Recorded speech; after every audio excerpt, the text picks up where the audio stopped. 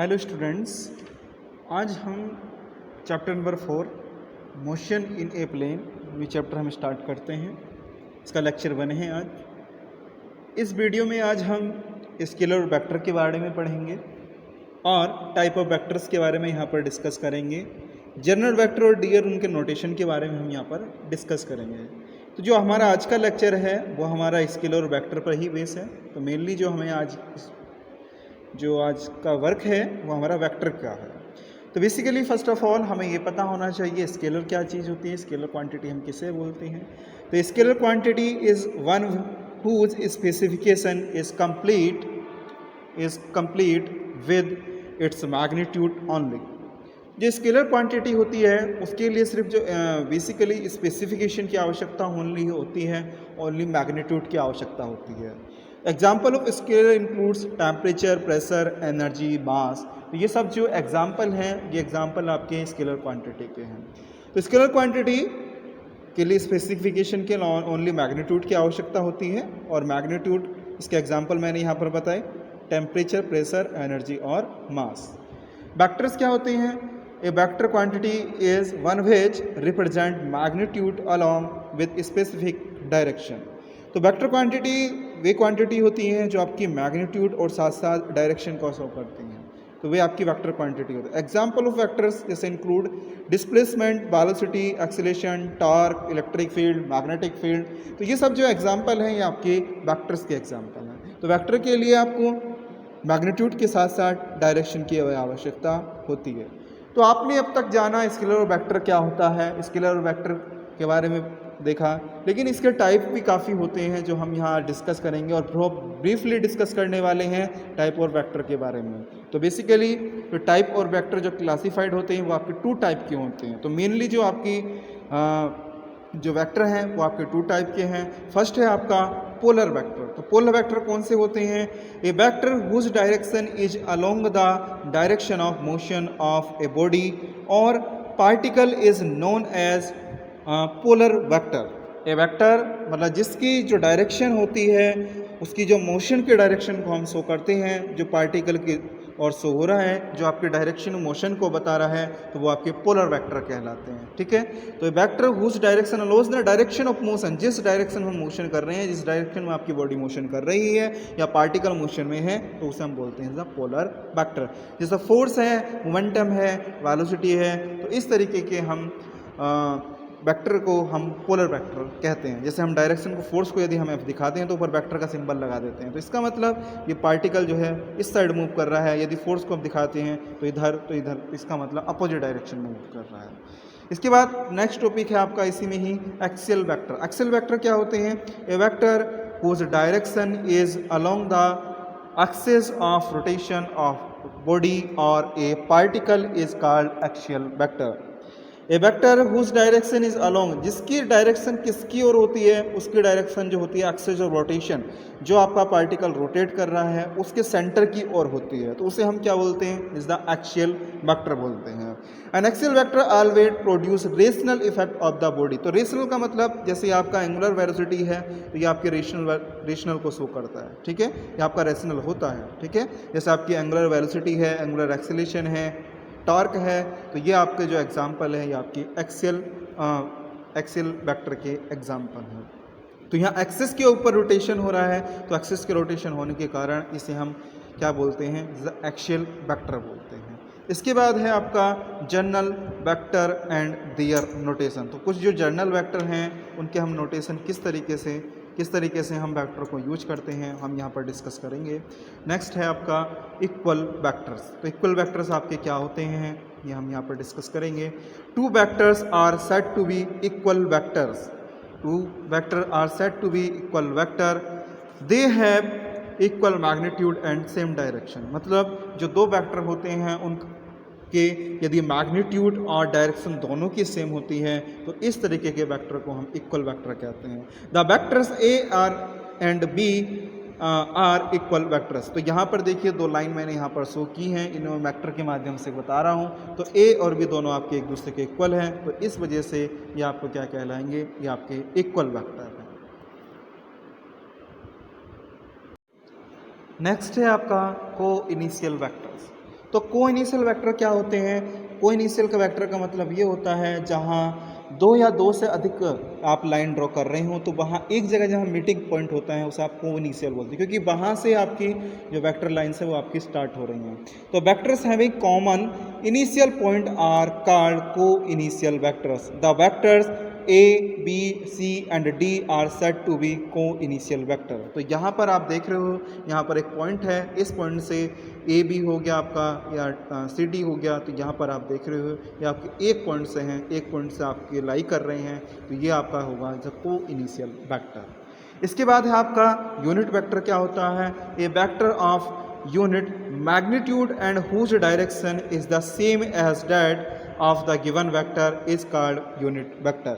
ये वेक्टर जिसका जो यूनिट मैग्नीट्यूड जो हो आपका यूनिट हो, यूनिट का मतलब उसकी वैल्यू 1 हो, whose direction is the same as that of the given vector, उसकी जो डायरेक्शन है उसकी डायरेक्शन किधर की ओर है? Vector is a unit vector. इस तरीके उसकी डायरेक्शन भी सेम उसी की ओर है, तो इस तरीके के वेक्टर को हम यूनिट वेक्टर बोलते हैं। तो वेक्टर बराबर होता है magnitude of vector multiply by direction of vector. तो वेक्टर को हम एक से लिखते हैं या ए वेक्टर हम लिख सकते हैं, तो ए वेक्टर बराबर मैग्नीट्यूड को हम मोड में लिख रहे हैं और साथ में डायरेक्शन मतलब ए कैप। तो इसलिए अब हम यदि ए कैप की हम बात कर लेते हैं, डायरेक्शन ऑफ वेक्टर बराबर होता है ए वेक्टर अपॉन मोड ए। तो वेक्टर बराबर हो गया मैग्नीट्यूड ऑफ द वेक्टर, ठीक है। तो ए कैप जो डायरेक्शन ऑफ वेक्टर बराबर जो होता है vector upon magnitude of vector कहलाता है। The unit vector is the dimensionless physical quantity. तो ये आपकी डायमेंशनलेस फिजिकल क्वांटिटी होती है, तो यूनिट वेक्टर है आपका जिसे डायमेंशनलेस होता है आपका, ठीक है। नेक्स्ट देखते हैं आपका ऑर्थोगोनल यूनिट वेक्टर। ऑर्थोगोनल का मतलब क्या होता है? ऑर्थो का मतलब होता है एक दूसरे के परपेंडिकुलर। जब हम यूनिट वेक्टर की हम बात करते हैं एक्स वाई और जेड डायरेक्शन में हम रिजॉल्व करते हैं और उनको आई कैप जे कैप और के कैप डायरेक्शन में हम दिखाते हैं, तो these are orthogonal unit vector. तो ये आपके ऑर्थोगोनल यूनिट वेक्टर कहलाते हैं। तो यहाँ पर एक्स वाई और जेड यहाँ पर मैंने डायग्राम में दिखाया है आपको, तो एक्स एक्सिस में आई कैप, वाई एक्सिस में जे कैप और जेड एक्सिस में के कैप। तो ये आपका यूनिट वेक्टर है। यूनिट वेक्टर का मतलब उसका जो मैग्नीट्यूड है वो आपका 1 है, तो ये आपके एक दूसरे के परपेंडिकुलर है। तो इस तरीके से ये जो आपका होगा ऑर्थोगोनल यूनिट वेक्टर होगा। इसके बाद है आपका निगेटिव वेक्टर्स। क्या होते हैं? निगेटिव वेक्टर का मतलब होता है जब दो वेक्टर एक दूसरे के अपोजिट डायरेक्शन में होते हैं, ठीक है, अपोजिट होते हैं। तो two vectors are said to be the negative to each other. एक दूसरे निगेटिव है मतलब एक दूसरे की डायरेक्शन अपोजिट हैं। तो if their magnitude are equal, उनके जो मैग्नीट्यूड है वो तो इक्वल हैं, लेकिन उनकी जो डायरेक्शन है वो कैसी है? आपकी अपोजिट है। Direction are opposite, the negative vectors of A represent as -a। तो इस तरीके के वेक्टर को हम क्या बोलते हैं? That is called negative vector. तो यहाँ पर आपने देखा, तो इधर को हम पॉजिटिव लेके चल रहे हैं, इधर जो लेके चल रहे हैं हम माइनस का लेके चल रहे हैं, तो that is called negative vectors. Next है आपका कोलिनियर वेक्टर। कोलिनियर वेक्टर क्या होता है? द टू और मोर वेक्टर्स, जब हम दो या दो से अधिक वेक्टर की बात करते हैं, are said to be collinear. Collinear that इसका मीनिंग समझिए। कोलिनियर का मतलब ये होता है कि दोनों या तो एक ही डायरेक्शन में हैं, या आप ऐसे कह सकते हो सकता है कि वो दोनों एक दूसरे के अपोजिट हैं, लेकिन क्या है? एक दूसरे के पैरेलल में है, ठीक है। तो उसे हम क्या बोलते हैं? इस तरीके के वेक्टर को हम बोलते हैं द कोलिनियर वेक्टर।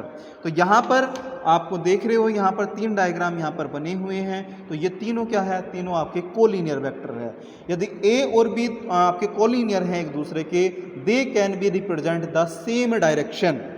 तो सेम डायरेक्शन जो पहले वाले पार्ट में है, ए में आपको दिया हुआ है, दोनों सेम डायरेक्शन में है, ठीक है। और along the parallel line in the same direction, B वाले पार्ट में एक दूसरे के पैरेलल है लेकिन सेम डायरेक्शन है। सी वाले पार्ट में along parallel line in opposite direction में। देखो दोनों आपके हैं क्या है? पैरेलल है, लेकिन डायरेक्शन कैसी है? आपकी अपोजिट है। तो two collinear vector having same direction are called parallel vectors. तो यदि हम दो कोलिनियर वेक्टर की हम बात करते हैं और सेम डायरेक्शन में हैं, तो हम पैरेलल वेक्टर कहते हैं। In this case angle between angle between those two vectors will be zero, तो उनके बीच में जो एंगल होगा वो जीरो होगा क्योंकि वे एक दूसरे के पैरेलल है। Similarly the two collinear vector having the opposite direction are called anti parallel vector. तो यहाँ पर भी आप देख रहे हो, यहाँ पर भी सेम डायरेक्शन है, यहाँ पर भी सेम डायरेक्शन, लेकिन यहाँ अपोजिट डायरेक्शन है, तो यहाँ पर अपोजिट डायरेक्शन है तो इसलिए हम एंटी पैरेलल वेक्टर कहेंगे। तो इस केस में जो एंगल होगा वो आपका 180 डिग्री होगा, तो इस वजह से ये आपका क्या कहलाया, एंटी पैरेलल वेक्टर कहलाया। ठीक है, तो तीनों चीज़ आपको क्लियर हुई। या फिर tang of R, tang of R का मतलब क्या होता है, भला खींचना, रस्साकस्सी करना एक तरीके से। ठीक है, तो एक तरफ एक बार आगे जा रहे हैं कोई पीछे, इस तरीके से। तो ये आपका जैसे कोलिनियर वेक्टर एक दूसरे के पैरेलल में है लेकिन दोनों एक तरीके से ऐसे आगे पीछे जा रहे हैं, जैसे कोलिनियर वेक्टर। नेक्स्ट है आपका कोप्लानर वेक्टर्स। कोप्लानर वेक्टर्स क्या होते हैं, the vector lying in the same plane, जो आपके जो वेक्टर होते हैं वो आपके सेम प्लेन में लाई कर रहे हैं, उन्हें हम कोप्लानर वेक्टर कहते हैं। ठीक है, तो यहाँ पर ए बी सी तीन आपके वेक्टर्स हैं और तीनों एक ही प्लेन में लाई कर रहे हैं। The three vectors A B and C are lying in the same plane में है, किस पर, पेपर पर। ठीक है, जो आप पेपर लेके चल रहे हो इस पेपर पर कहाँ पर है, तीनों ही सेम प्लेन पर है, प्लेन इसका सेम है, तो इस तरीके के हम वेक्टर को कोप्लानर वेक्टर कहते हैं। ठीक है, नेक्स्ट है आपका जीरो वेक्टर और नल वेक्टर। या तो हम जीरो वेक्टर भी कह सकते हैं या फिर हम नल वेक्टर भी कह सकते हैं। A vector whose magnitude is zero, तो जिसका मैग्नीट्यूड जीरो होता है, ठीक है, या not having any direction called zero vector और नल वेक्टर। यदि कोई इसकी डायरेक्शन भी नहीं होती है तो इस तरीके के वेक्टर को हम जीरो वेक्टर कहते हैं या फिर हम नल वेक्टर कहते हैं। It is represented by zero, हम इसे जीरो से डिनोट करते हैं। एडिशन और subtraction of zero vector from given vector does not affect the given vector. Basically अगर हम जीरो वेक्टर को ऐड करते हैं या सब्ट्रैक्ट करते हैं किसी वेक्टर पर तो वो वेक्टर पर कोई इफेक्ट नहीं गिरता जो आपको वेक्टर दिया हुआ है। तो देखो यहाँ पर a प्लस जीरो कर रहे हैं क्योंकि जीरो वेक्टर है, या फिर हम नल वेक्टर कर रहे हैं तो आपकी वैल्यू सेम आ रही क्योंकि कोई इफेक्ट आपका नहीं पड़ रहा है। इसी तरीके से यहाँ पर हमने सब्ट्रैक्शन किया है तो a minus zero is equal to आपका a आया, तो ये आपका इस तरीके से यहाँ पर भी शो कर रहा है जीरो वेक्टर को। आगे if A zero vector is multiply, यदि हम जीरो वेक्टर से मल्टीप्लाई कर देते हैं मतलब किसी स्केलर नंबर से, तो it given the zero vector, तो ये आपको क्या प्राप्त होता है, जीरो वेक्टर आपको प्राप्त होता है। तो मल्टीप्लिकेशन में आपको ध्यान रखना है, मल्टीप्लिकेशन यदि हम नल वेक्टर से कर देते हैं तो जीरो वेक्टर से, तो आपको क्या मिलता है, आपकी जो वैल्यू प्राप्त होती है वो आपकी जीरो ही प्राप्त होती है। तो आपको ध्यान रखना है कि अगर हम एडिशन कर रहे हैं तो तब क्या हो रहा है, और जब हम मल्टीप्लाई कर रहे हैं तब क्या हो रहा है, और जब हम सब्ट्रैक्शन कर रहे हैं तब हमारा क्या प्राप्त हो रहा है। तो आज की क्लास में इतना ही। Thank you.